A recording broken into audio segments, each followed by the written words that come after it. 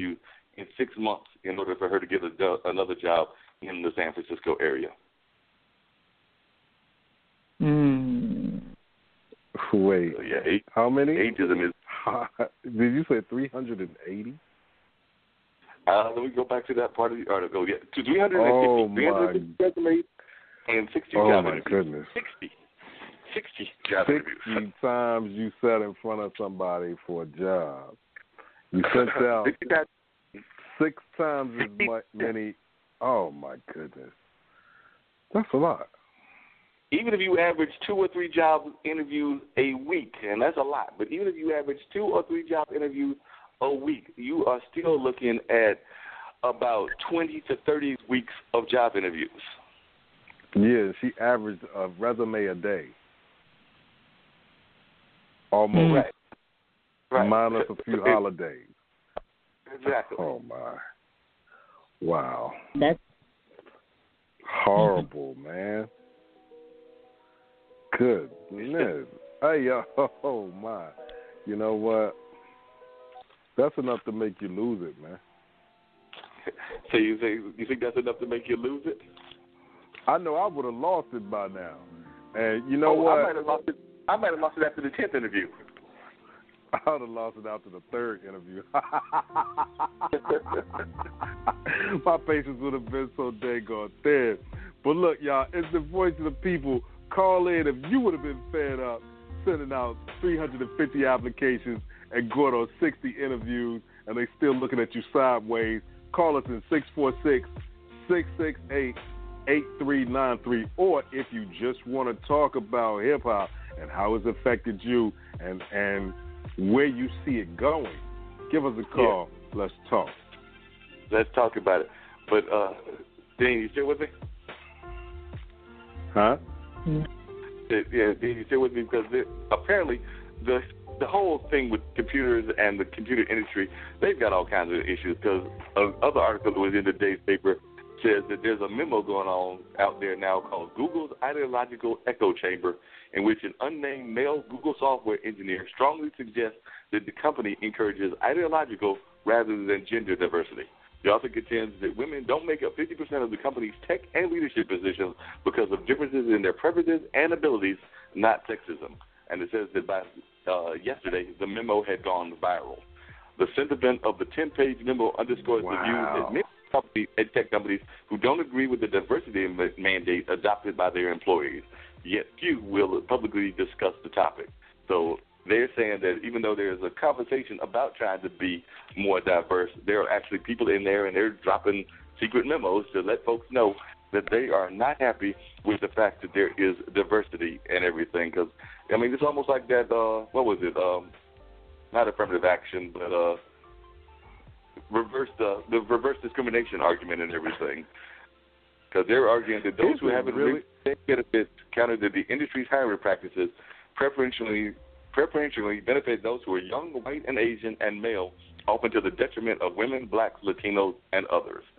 Tech companies have been at the forefront of introducing unconscious bias training to try to eliminate bias from the workplace and have funded multiple initiatives to encourage young girls and minorities to study coding. As a matter of fact, one of those programs they've actually been having right here in the Durham area as well as other parts of the world, too. So there are definitely efforts to try to diversify the impact of what's going on in the Google world. But then you got people within the Google world that are dropping little secret memos trying to undercut what the companies are trying to do. All right, so let me get this straight. There is a good old boy network. Right. That they say, well, we want diversity. Half of them say we want it. The other half are sending notes around like, nah, it's not happening. So we're going to do our best to sabotage it. Where does that leave? Where does that leave the individual that is not a part, and even those of the same race that are not a part of the good old boy network? Where does that leave them? That's probably why they're dropping secret memos, because they don't want to get caught in the middle of everything. So they try to find a way to undercut stuff and not do it in the coming out and being straightforward about it. That would be too much like right to tell people that you is a redneck or a racist and letting them know that. So I'm not gangster enough to tell you that I don't like you, but I'm going to send this memo at 1 o'clock in the morning from a fake email address and say everything I need to say, somebody's heart pumps Kool-Aid, bruh. No disrespect. Somebody's heart is pumping Kool-Aid. If you don't like it, say you don't like it.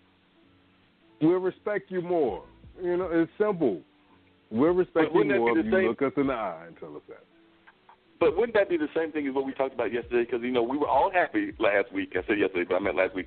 We were all happy because I announced, and I thought he was going to your team, but now they're saying he's not going to your team because he's not playing the game the way that they wanted to play the game. And yes, I'm talking about Colin Kaepernick, because originally he was going to be a Raven. Well, right, but you know what? We got to look back at March. And there's something that happened there, I think, in the midst of fussing about whether he's going to work, whether he has a job or not. In March, he opted out of his contract. It was a $14.5 million guaranteed contract. Now, they would have definitely found a way to keep some of that money. But if they had cut him, they would have had to pay him something, just like severance pay. He walked away from that contract, meaning you can have all $14.5 million of these dollars. I'm going to go test the free agent market to see if I can find me a better deal somewhere else. And this happened before he decided to kneel in protest of how black people were being treated by law enforcement, and then also the argument about the national anthem. He did that beforehand. So it's almost like if I walk in to work tomorrow and I say, you know what, it's been a good 18 years, but I'm going to try to check with another department to see if they're going to pay me more.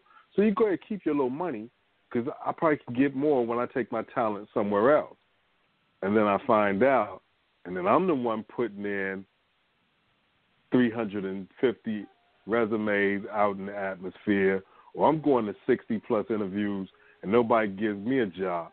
So I think in the middle of feelings getting in it and also the message being distorted, now the focus on, well, all these quarterbacks suck in the NFL and they have jobs. Why didn't he have one?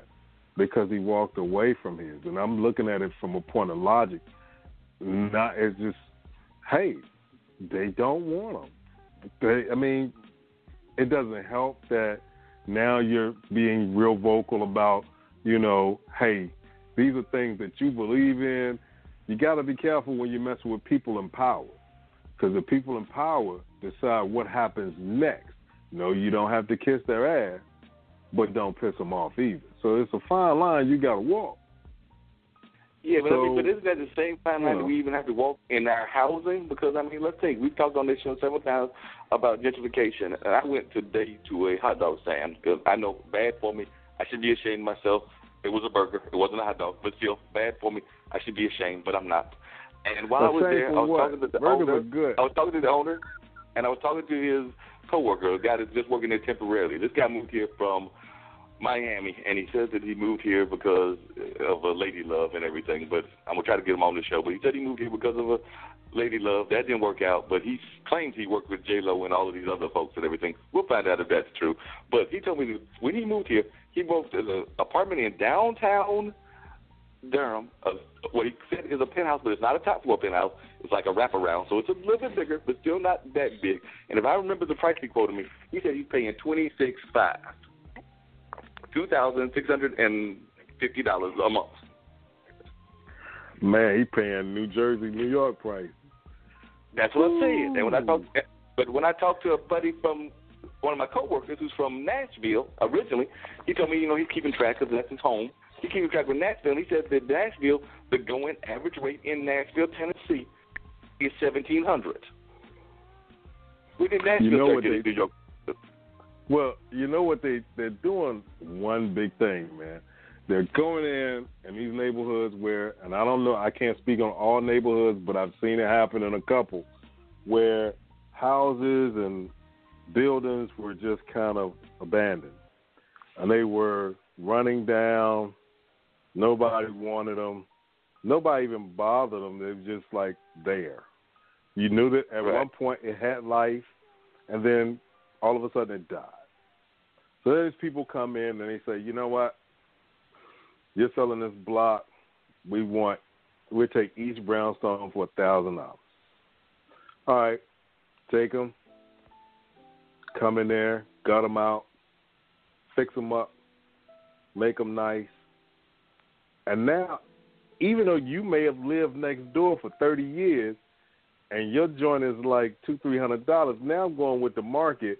I want my rates to be like on the other side of the L, so now I can rent this out for $2,500, $3,000 a month, or I can sell it for $300,000-$400,000, because if I show you a before picture and an after picture, yeah, I got to get my money back for the materials I use, but now I'm going to inflate that by 2 or maybe by 3, so that now a different type of individual is moving into that area because they have the money to pay for the price that I'm asking. And if you can't stay there, I don't care. Sometimes could it be racial? Yes. And other times it's based on a dollar that's green and doesn't discriminate on anybody. It's a hard situation to be in when you watch your entire neighborhood transform. And all of the people who used to be there are no longer there. Exactly. It makes you wonder. It makes you wonder, though, what do we have to do to get some of our neighborhoods back? Or what do we have to start doing to be able to afford these buildings when they give them away? At what sale are they going to purchase these buildings? All different kinds of thoughts come into my head, because it's like, you can find stuff, but are we looking for stuff at the same time? Because if we used to that building that's right next door being empty and nobody's in there, and we get complacent, now can we really get mad if somebody does come in there and fix it up? Unless it's, forcing your rent up too. What do? But that's often what happens. It forces everybody's rent up. That's what we've been seeing now. Because, the rents now in North Carolina, in Durham area, and even Raleigh, they're getting in that rate that I just mentioned, 11, 12, 13, maybe even 1,500, and probably pushing near 2,000. And as we keep getting more of this development, those rents are going to keep going up. So that's going to drive those prices even further up, which means that those people that can't afford it are going to have to go further out into, basically really bad neighborhoods. Wow. Hello? Yeah, I'm here. I'm still in the house. All right, cool. I'm still here. I'm just trying to think what could we. It's something that can be done. The trick is somebody has to be able to crack the code and come back and say, "Hey, y'all, this is how they're doing it, and we need to jump on this train too." Sort of like, remember how everybody jumped on bankruptcy all of a sudden? At one point, everybody's credit was jacked up, and nobody did anything about it. They just could struggle to pay their bills, and then all of a sudden, one person was like, "Hey, y'all, somebody showed me this right here," and then everybody started doing it, and then to the point where the government now says, "Yo, you can't file Chapter 7 like back in the day and just fill out all your bills and we'll forgive them. Now you got to go to credit counseling. Now you got to do this. Now you got to do this. You got to talk to this person. You got to do this, and then maybe, just maybe, we'll consider erasing your debt." So they changed the game because the game got figured out. So I wonder if we can figure this game out, would they change the game? Hey, I have one of my friends that just bought a book. I have a friend that just texted me with a really interesting idea. How about we create some nonprofits that teach people building skills? Oh, and that right there would really change the game, because, and that's an outstanding idea. You get these young carpenters and brick masons in there, electricians and plumbers. Hey, man, it might build you a whole community, and then they're going to be like, well, we want ours built the same way. Oh, well, you got to pay us. So basically, almost like you want to have